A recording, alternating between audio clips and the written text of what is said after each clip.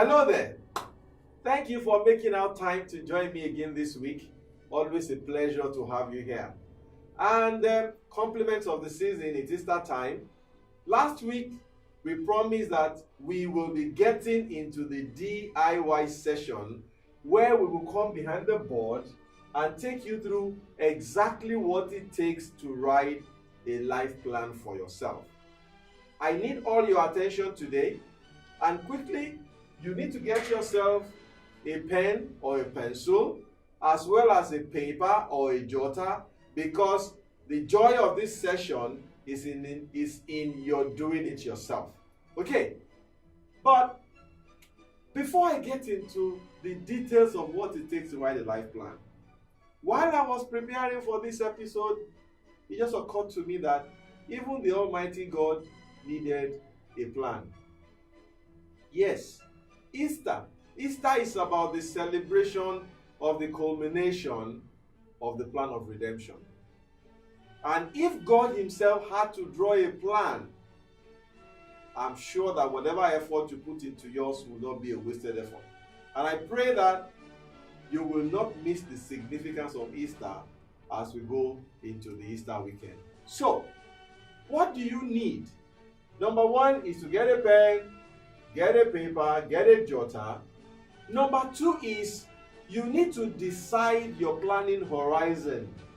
How wide do you want to plan? Typically, I recommend you do a plan of between 10 to 15 years. So how do you do that? What's your age now? So maybe you are 22.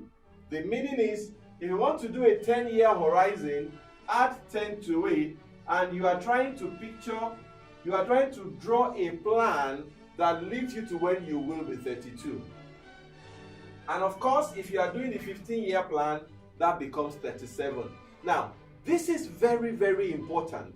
It's important because your plan is the future that you are trying to feature in. So, if you remember that quotation that says you cannot feature in a future that you can't picture, this planning process is to let you travel. I call it simulation. You need to picture that future, and at 32 or 42 or 57 or whatever your age will be, represent the picture you are trying to work towards. Am I confusing you? Just hold that thought. All I'm saying is, when you get your pencil and your paper, the next decision you need to take is, what is your planning horizon? Irrespective of what you want to do, it doesn't matter. But whatever you arrive at as a number, I always recommend that you gross it up to the nearest 10. So, if you arrive at 57, it doesn't hurt to say, okay, so let me plan up to when I'm 60. Does that make sense to you? So, arrive at your number, and then I will show you the next item of what you need to focus on. Having decided on your planning horizon, you then need to do the next thing, which is, what are your planning variables? What I mean by variable is this. Your life, my life, is made up of different parameters. So, parameter one could be academics. This is one aspect of your life that you want to plan for.